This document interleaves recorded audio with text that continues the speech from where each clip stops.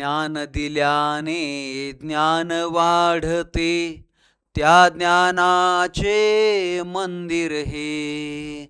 ज्ञान दिल्याने ज्ञान वाढते, त्या ज्ञानाचे मंदिर हे.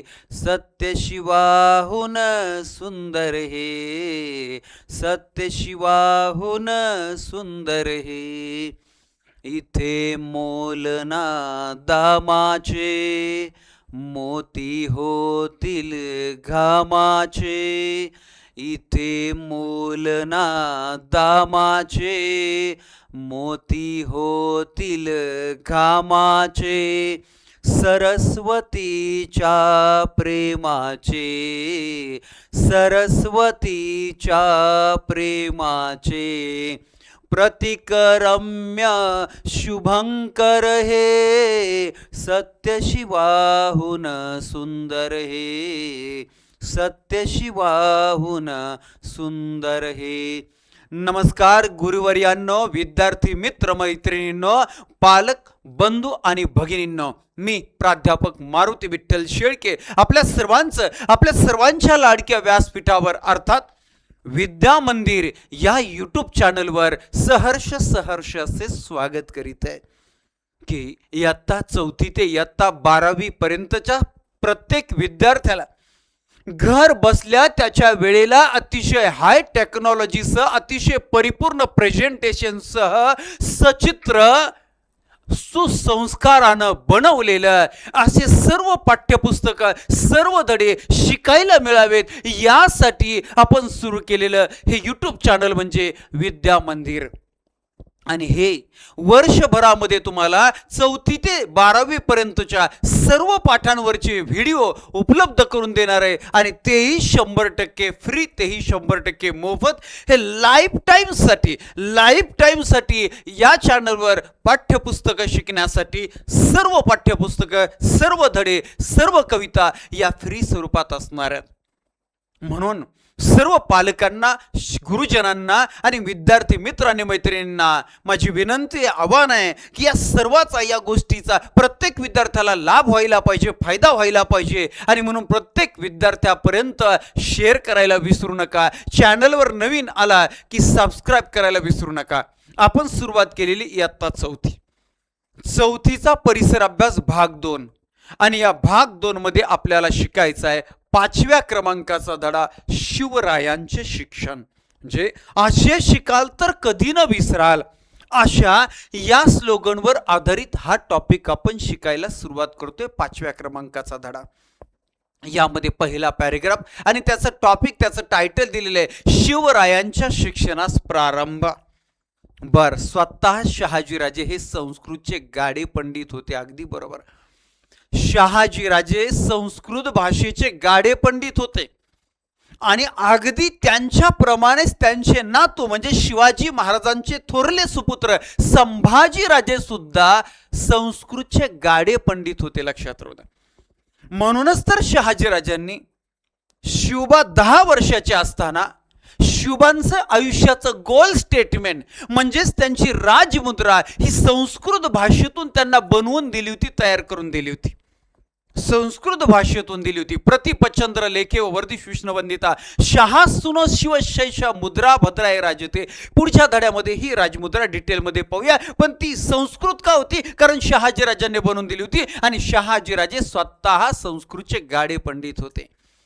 त्यांनी आपल्या बंगळूरच्या दरबारात अनेक भाषांच्या पंडितांना आणि कलावंतांना आश्रय दिला होता.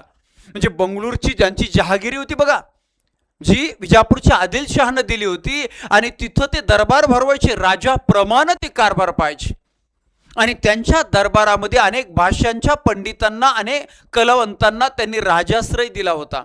आणि शिवरायांसाठी सुद्धा त्यांनी अनेक हुशार शिक्षकांची नेमणूक केली होती. पा तेथे वयाला 7 वर्ष झाल्यानंतर त्यांच्या शिक्षणाला प्रारंभ झालाय.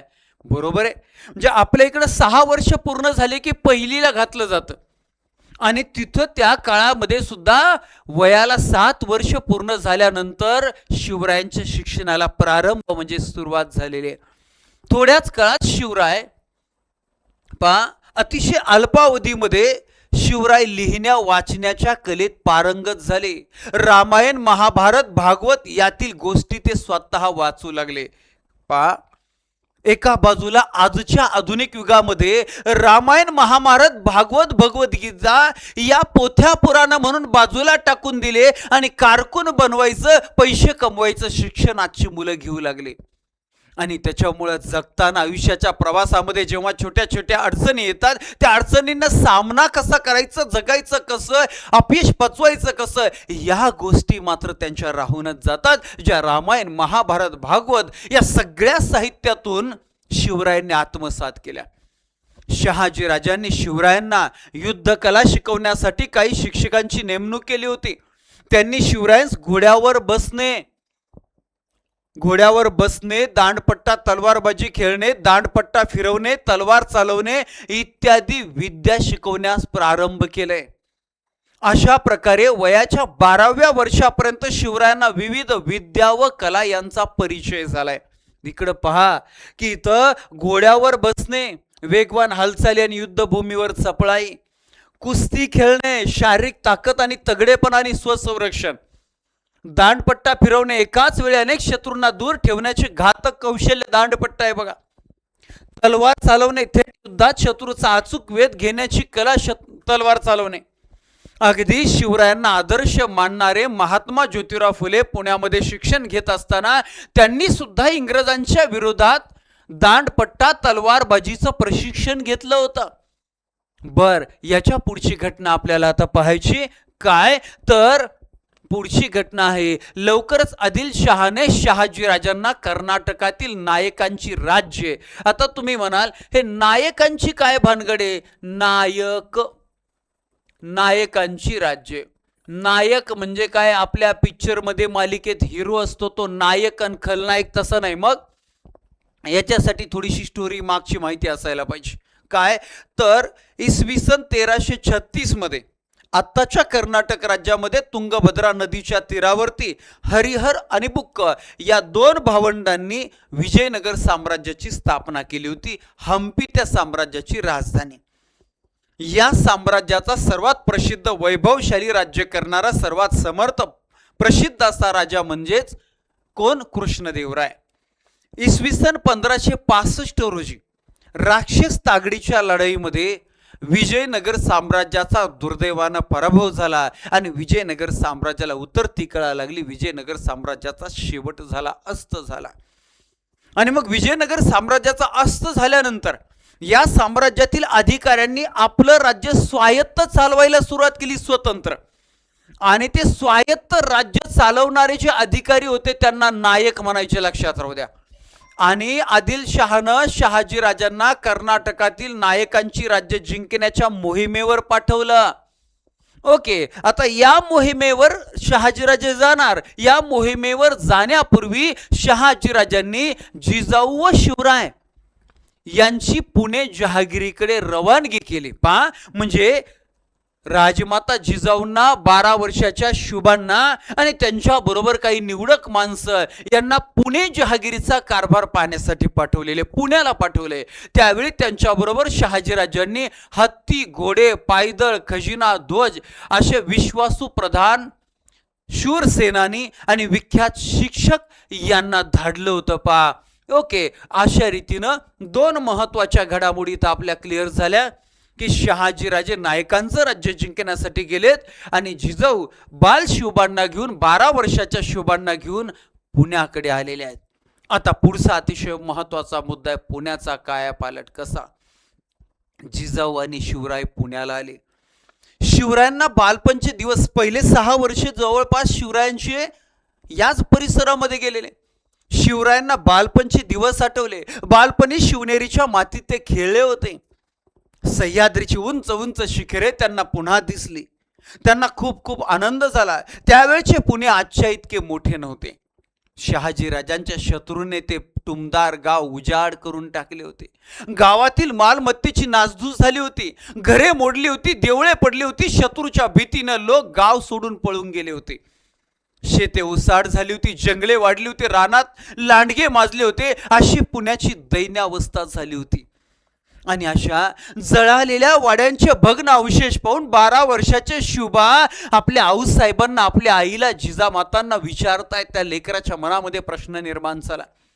काय प्रश्न निर्माण झाला? आऊसाहेब मला तुम्ही सांगा, तुम्ही म्हटल्या होत्या पुण्याच्या वाड्यामध्ये जाऊन राहायचं, इथं तर फक्त जळालेल्या वाड्यांचे भग्न अवशेष आहेत, राहायचं कुठं? आत्ताची आई असती तर तिनं सांगितलं असतं, जाऊ आपलं कुठंतरी मामाच्या घरात राहू, त्याला घराच्या बाहेर काढू, कारण आपली जहागिरी आहे. कोणाच्याही वाड्यात राहू, त्याला घराच्या बाहेर काढू. पण राजमाता जिजाऊंना हे उत्तर दिलं नाही, हे संस्कार रुजवले नाही. राजमाता जिजाऊंना उत्तर दिलं, बाळा, कर्तृत्वान माणसं आयत्या घरात, आयत्या वाड्यात नागोबासारखं राहत नाही. कर्तृत्वान माणसं स्वतःची घरं स्वतः बांधतात आणि त्यामध्ये निराधारांना, गोरगरिबांना आश्रय देतात. या लेकराच्या मनामध्ये दुसरा प्रश्न, आऊसाहेब, या पुण्यामध्ये जळालेल्या वाड्यांच्या भग्न अवशेषाशिवाय दुसरं काही दिसत नाही. तुम्ही म्हटले होते गड जिंकायची, स्वराज्य उभा करायचं, मात्र इथं काहीच दिसत नाही, हे कसं? त्यावेळेस आऊसाहेबांनी त्या लेकराला, आपल्या मुलाला पुन्हा उत्तर दिले, बाळा, तुला स्वराज्य उभा करायचे, गड जिंकायचे, पण त्या अगोदर तुला गडी जिंकायची, तुला माणसांची मन जिंकायची. ज्याला माणसांची मन जिंकता आले, जगाच्या पाठीवर कोणत्याही क्षेत्रामध्ये असू द्या, तो यशस्वी झाल्याशिवाय राहणार नाही. आणि याच संस्काराच्या जोरावर बाल शिवबांची घोडदौड सुरू झाली सह्याद्रीच्या दऱ्याखोऱ्यामध्ये. कारण त्यावेळेस पुण्याची लोक पुन्हा सोडून सह्याद्रीच्या दऱ्याखोऱ्यामध्ये झाडाझुडपामध्ये लपून छपून जीवन जगत होते. कारण त्यांना माहिती होतं, एखादी तरणी मुलगी शत्रूंना पाहिली, तिला पळवलं जायचं, तिच्या आबरूचे धिंडवडे काढले जायचे, बाजारात तिला विकलं जायचं. एखाद्या तरुण मुलाला पाहिलं, त्याला उचलून नेलं जायचं, त्याला धर्मांतर करावं लागायचं, सैन्यामध्ये भरती केलं जायचं, शत्रूचं ऐकावं लागायचं, किंवा बाजारात कुठंतरी परकीय देशामध्ये त्याला विकलं जायचं. आणि नाहीच ऐकलं तर त्याचे तुकडे तुकडे करून त्या सह्याद्रीच्या दऱ्याखोऱ्यामध्ये टाकले जायचे.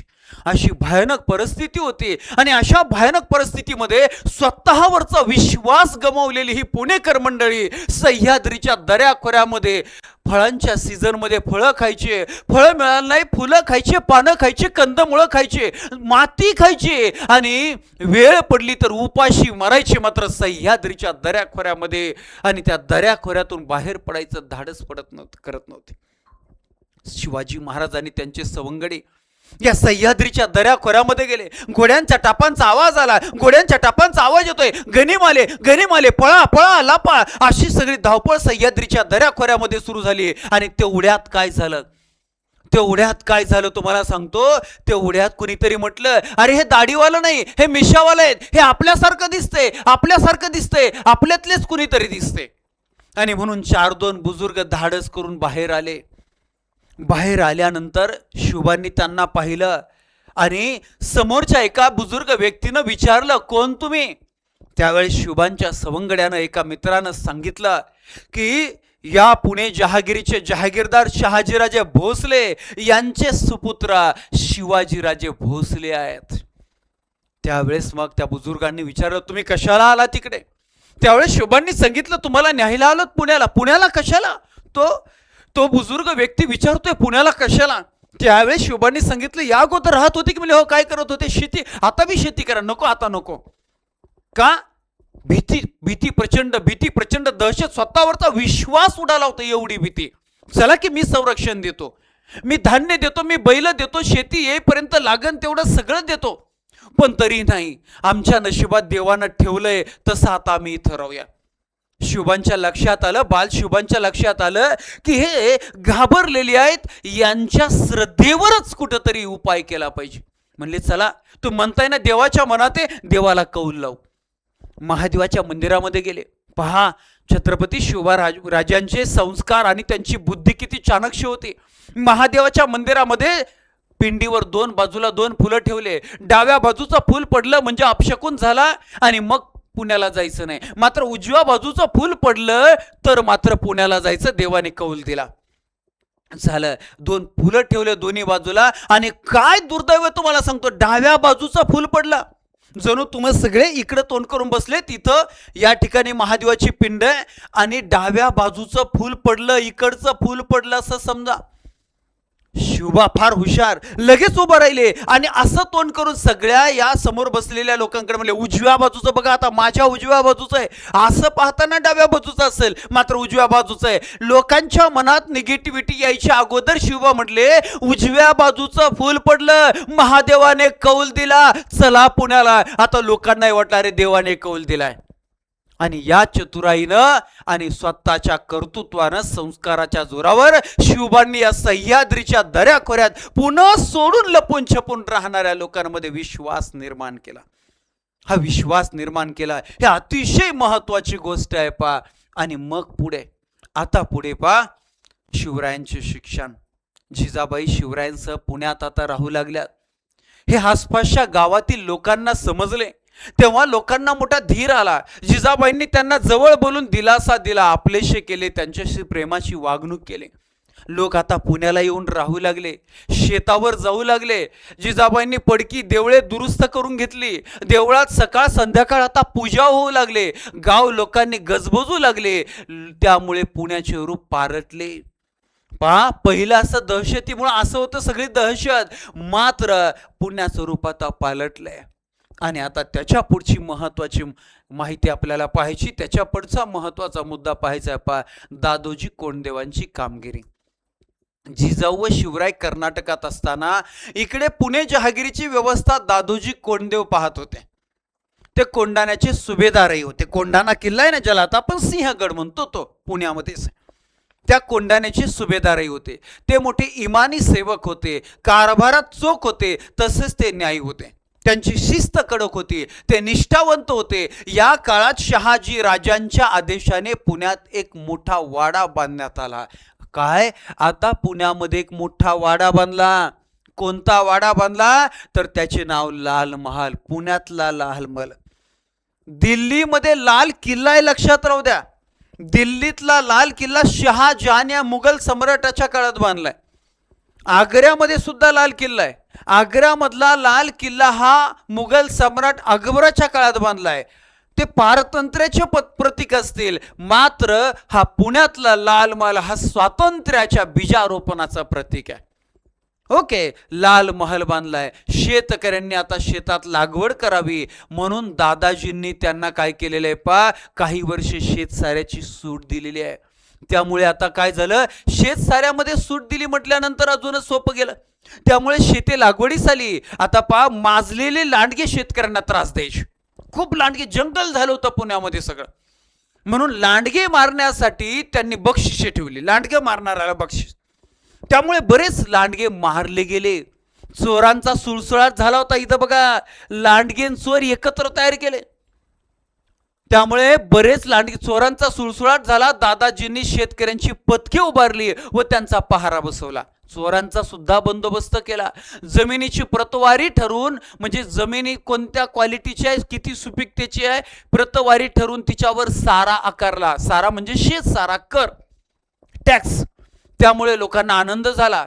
दादाजी कोंडदेव आणि निजामशाहीचा मलिक वजीर जो आहे, निजामशाहीचा मलिक अंबर, यांचे कार्य शेती सुधारणा आणि सारा वसुली या क्षेत्रामध्ये मोलाचे कार्य आहे पा. मोलाचं कार्य त्या दोघांचं आहे पा. हे दादोजी कोंडदेव आणि ह्या मलिक अंबर, हे दोघांचं कार्य शेतसाऱ्या संदर्भाचं मोलाचं आहे, हे लक्षात ठेवायचं. आणि याच्यानंतर आता पुढे शिवरायांचे शिक्षण. शिवराय पुणे जहागिरीत आले. आता तरी जिजाबाईंच्या देखरेखीखाली त्यांचे शिक्षण चालूच होते. खरं तर शिवरायांच्या पहिल्या गुरु राजमाता जिजाऊच आहेत, आईच आहेत. आपल्या बहुतांशी जणांच्या पहिल्या गुरु या आईच असतात. बर, बंगळुरूहून येताना शहाजीराजांनी सोबत दिलेल्या नामवंत शिक्षकांनी शिवरायांना अनेक शास्त्रे, विद्या व भाषा शिकवलेल्या आहेत. उत्तम कारभार कसा करावा, शत्रूशी युद्ध कसे करावे, किल्ले कसे बांधावे, घोडे व हत्ती यांची परीक्षा कशी करावी, शत्रूच्या दुर्गम प्रदेशातून निष्ठून कसे जावे, इत्यादी अनेक विद्या शिवरायांना अवगत झाल्या. शिवरायांची शिक्षणातील ही प्रगती पाहून जिजाऊंना मोठा आनंद झाला. ओके, आता पुढचा पॅरेग्राफ आणि पुढचा महत्वाचा मुद्दा, वीर माता जिजाबाईंची शिवरायांस शिकवण. जिजाबाई ही सामान्य स्त्री नव्हती. ती लखुजीराव जाधवांसारख्या बलाढ्य सरदारांची कन्या. बुलढाणा जिल्ह्यामध्ये सिंदखेड राजाचे यादवांचेच वंशज जे आहेत, जाधव, लखुजीराजे जाधव आणि माळसाबाई यांची कन्या आहे आणि शहाजी राजांसारख्या पराक्रमी पुरुषाची पत्नी होती. राजकारणाचे व युद्ध नीतीचे बाळकडू जिजाबाईंना लहानपणापासूनच मिळाले होते. जाधव व भोसले या दोन्ही प्रसिद्ध घराण्यांची लढाऊ परंपरा त्यांच्या ठिकाणी एकत्र आली होती. जिजाबाई मोठ्या स्वाभिमानी व स्वातंत्र्य प्रिय होत्या. हो, खरोखरच. आणि म्हणूनच तर या महाराष्ट्राचं महान मंगलन देखणं स्वप्न त्यांनी पाहिलं. ते स्वप्न साकारण्यासाठी एक नव्हे तर 2 छत्रपतींना घडवलं. छत्रपती शिवाजी महाराज आणि छत्रपती संभाजी महाराज. हो, लक्षात राहू द्या. आणि पहा, जिजाबाई मोठ्या स्वाभिमानी स्वातंत्र्यप्रिय होत्या. मराठा सरदारानं किती पराक्रम केला तरी सुलतानांच्या दरबारात त्याचे चीज होत नाही, याचा त्यांना वाईट अनुभव आला होता. निजामशहाने भर दरबारात त्यांच्या पित्याची, भावांची आणि भाच्याची हत्या केली होती. त्याचे दुःख त्यांनी पचवले होते. जिजाबाईंनी आता निश्चय केला होता की त्यांचा शुभाशी परक्यांची चाकरी करणार नाही. तो स्वतःच आपल्या लोकांचे राज्य म्हणजे स्वराज्य स्थापन करेल. या विचारानं त्या शिवरायांना घडवत होत्या. मावळात आता त्याच्या पुढचा मुद्दा आपल्याला पाहायचा आहे. पहा काय पुढचा मुद्दा काय आहे तर मावळात, मावळ म्हणजे काय पहा, सह्याद्रीचा पूर्वेकडचा मंद उताराचा जो भाग आहे त्याला मावळ म्हणतात. सह्याद्री पर्वतरांग आहे, त्याच्या पूर्वेकडचा जो मंद उताराचा भाग आहे त्याला मावळ म्हणतात. आणि मावळात राहणाऱ्या लोकांना मावळे म्हणतात. मावळे इमानी, कष्टाळू व चपळ होते. काटकपणात त्यांचा हात कोणी धरत नसे, पण ते सुलतानी राजवटीने गांजले होते. पहा हे मावळे, आणि पहा त्यांची इमानी, स्वराज्यासाठी आणि शिवरायांसाठी प्राणपणाला लावणारे होते. ते अतिशय कष्टाळू, सह्याद्रीच्या कठीण भौगोलिक परिस्थितीमध्ये तग धरणारे होते आणि अतिशय चपळ होते. वेगवान हालचाली करण्यामध्ये ते एकदम कौशल्यवान असायचे. ओके, तर पहा अशा मावळ्यांचं वर्णन केलेलं आहे. आणि सुलतानी राजवटीत ते गांजले होते बघा, म्हणजे ते सुलतानांकडे नोकऱ्या करत होते. या सगळ्या गोष्टीचा काय फायदा नव्हता त्यांना, त्यांच्या कुटुंबियांना, त्यांच्या राज्याला. सुलतानांच्या लष्कराकडून गावेच्या गावी लुटली जात, रयत परागंदा होई, तिला कोणी वाली नसे. अशा दुःखी कष्टी लोकांसाठी आपण काहीतरी करावे अशी शिवरायांना वाटे. घरी आल्यावर शिवराय जिजाबाईंपाशी हितगुज करत. जिजाबाई म्हणत, काय म्हणत पहा, जिजाबाई, आऊसाहेब बालशिवबांना सांगत, शिवबा भोसल्यांचा पूर्वज श्रीरामचंद्राने दुष्ट रावणाला मारले आणि प्रजेला सुखी केले. जाधवांचा पूर्वज श्रीकृष्ण, त्याने दुष्ट कंसाला ठार केले आणि प्रजेला सुखी केले. हा लक्षात राहू द्या. आणि त्याने दुष्ट श्रीराम आणि श्रीकृष्ण यांच्या वंशात तुझा जन्म झालाय. अरे तू सुद्धा दुष्टांचा संहार करू शकशील, तू सुद्धा गरीब लोकांना खूप सुखी करू शकशील. अशा प्रकारचा विश्वास राजमाता जिजाऊंनी दिला. आईच्या या उपदेशानं शिवरायांना हुरूप येई. राम, कृष्ण, भीम, अर्जुन या वीरांच्या गोष्टी त्यांना आठवत. हे वीर पुरुष शिवरायांना सतत ध्यानी मनी स्वप्ने दिसत. हे वीर अन्यायाविरुद्ध जसे लढले तसे आपण लढावे, त्यांनी दुष्टांचा नाश केला तसा आपण करावा, त्यांनी प्रजेला सुखी केले तसे आपण करावे, आपण न्यायी व्हावे, धाडशी व्हावे, पराक्रमी व्हावे असे शिवरायांना सतत वाटू लागत. जे अंतःकरणामध्ये रुजवलं जाणारे, जे शिकवलं जाणारे, अवतीभोवती दिसणारे तेच शिक्षण होतं. तसेच माणसं घडतात आणि तसेच जगत असतात. आणि म्हणून शिवरायांसाठी ही सगळी परिस्थिती, हे सगळे संस्कार, हे सगळे शिक्षण अतिशय मोलाची कामगिरी करून गेले. आता पुढचा महत्वाचा मुद्दा आहे शिवरायांचा नवा अंमल. पुणे जहागिरीत आता जिजाबाईंच्या मार्गदर्शनाखाली शिवरायांचा नवा अंमल सुरू झाला. यांनी या कामासाठी शहाजीराजांनी पूर्वतयारी करून दिली होती. आता पूर्वतयारी करून दिली होती म्हणजे काय, त्यांनी शिवरायांना बंगळूरहून पुण्याला पाठवताना साम्राज निळकंठ पेशवे पाठवले, बाळकृष्ण हनुमंते मुजुमदार पाठवले, मानकोजी दहातोंडे सरनोबत पाठवले, रघुनाथ बल्लाळ सबनीस, सोनोपंत डबीर अशी मातब्बर मंडळी त्यांच्या बरोबर दिली होती. जणू हे सर्व स्वतंत्र राज्याचे अधिकारीच.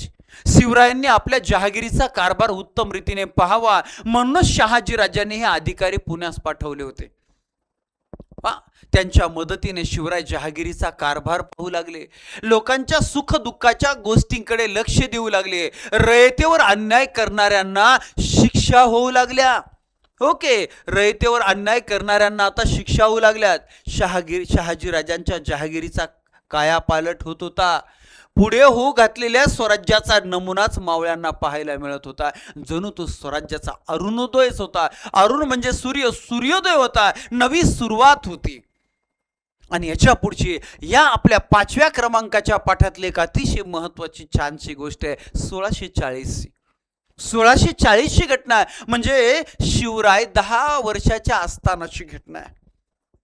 आता त्यावेळेसच्या साल सनावळ्या इकडं तिकडं वर्ष 2 वर्ष म्हणून साल सनावळे आपल्या पुस्तकात दिलेले नाही. त्या काळात अगदी लहानपणीच लग्न करायची पद्धत होती. तेव्हा जिजामाता म्हणाल्या, आता शिवबांचे दोहोचे 4 हात करायला पाहिजे. दोहोचे 4 म्हणजे काय, 2चे 4 हात करायला पाहिजे, म्हणजेच लग्न करायला पाहिजे. मग शिवबांकरिता मुली पाहणे सुरू झाले. एक मुलगी त्यांना पसंत पडली, तिचे नाव सईबाई. फलटणच्या नाईक निंबाळकर घराण्यातील ती मुलगी. सातारा जिल्ह्यामध्ये फलटण आहे. या फलटणच्या नाईक निंबाळकर घराण्यातील ती मुलगी. हा विवाह मोठ्या थाटामाटानं साजरा झाला. अशा रीतीनं या विवाह समारंभ अतिशय थाटामाटानं पार झालाय. आणि आपला 5व्या क्रमांकाचा शिवरायांचे शिक्षण नावाचा जो धडा आहे, जो टॉपिक आहे, हा अत्यंत सुंदररित्या कंप्लीट झालेला आहे, पूर्ण झालेला आहे. अपेक्षा आहे की सर्व पालकांना, शिक्षकांना, विद्यार्थ्यांना या सचित्र आणि सुंदरशा प्रेझेंटेशनमुळं खूप छान पद्धतीने शिकायला आवडलं असेल, धडा आवडला असेल, त्याचबरोबर तो खूप छान पद्धतीने समजला असेल. कुठलेही प्रश्नोत्तर परीक्षेला आले तरी ते सोडवता येतील. एवढंच नाही, या धड्याच्या, या पाठाच्या माध्यमातून, या प्रसंगाच्या माध्यमातून आपल्या अंतःकरणामध्ये जे संस्कार रुजवायला पाहिजेत, जेणेकरून आपण आणि आपल्या राष्ट्राला सक्षम बनवता येईल, ते संस्कार सुद्धा आपल्या अंतःकरणामध्ये रुजले असतील. हीच तर अपेक्षा आहे या पाठातून, या धड्यातून, या अभ्यासक्रमातून. हीच तर अपेक्षा आहे प्रत्येक इयत्तेच्या अभ्यासक्रमातून, शिक्षणातून.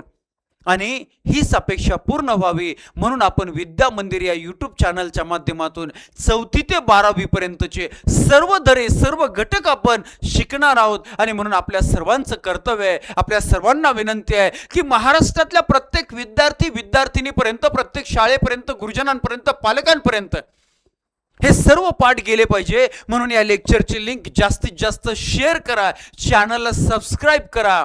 आणि आपल्या सर्वांसाठी पुनश्च एकदा या ठिकाणी थांबतो. पुन्हा भेटणार आहोत पुढील धड्यामध्ये, पुढील पाठामध्ये नव्या उत्साहासह. धन्यवाद. थँक्यू.